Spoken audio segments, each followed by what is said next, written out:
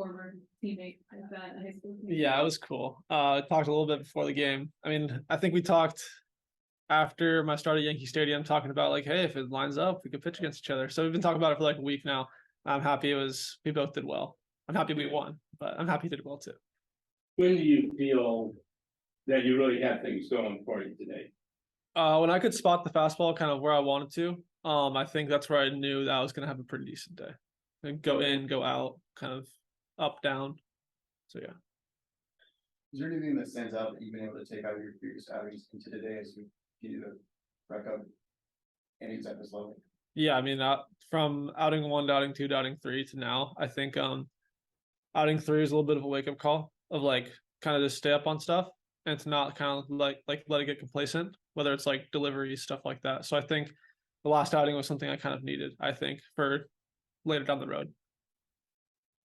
I know Patrick said earlier this week that he had been quietly watching your career after he was drafted. Was that something that you did too? Did you follow him once he was drafted by the Astros and Yeah. follow all that type of Yeah. stuff? When he got drafted by the Astros, I think it was 15. I followed him throughout the Astros and we got traded to the Angels. I went to one of the games. I think he was in the Inland Empire. And I went to one of those games, watched him, and then he went through the minors, Angels minors pretty quick. So it was really fun to watch and I kept up with him pretty religiously, I'd say. How beneficial can it be for a player to be drafted, for you to be drafted, and sort of know someone on a personal level to be able to bounce questions off of when you're trying to figure out what professional ball is like? Oh, it's absolutely like it was necessary for me because I'd ask him, I'd ask some Fullerton guys that got drafted of how like what they did in these situations, like what they did to change, what they did to get better, and like what they would do in my situation, and just kind of like because at that point they had more resources than me. So it was kind of nice to be able to like bounce questions off of him and he would bounce some questions off of me. So, and even when we saw each other in the off season, it was pretty nice. When you were with Lake County, did you expect to be up here as quickly as you have been? I'm not sure. When I was in Lake County, I was just trying to get to Akron. So yeah. I mean, I knew I wanted it to be as soon as possible.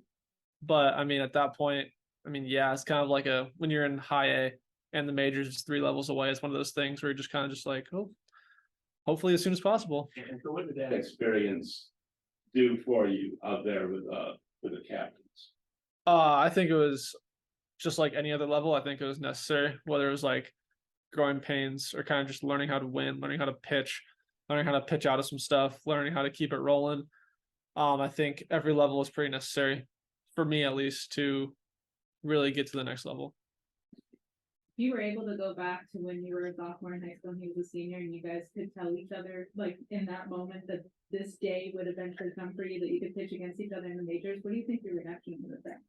I have no idea. I was like 5'7" my sophomore year of high school, so I would say, dude, you're crazy.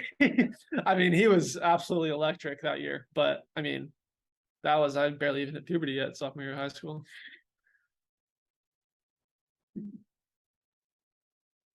Thank you, Tanner. Thank you.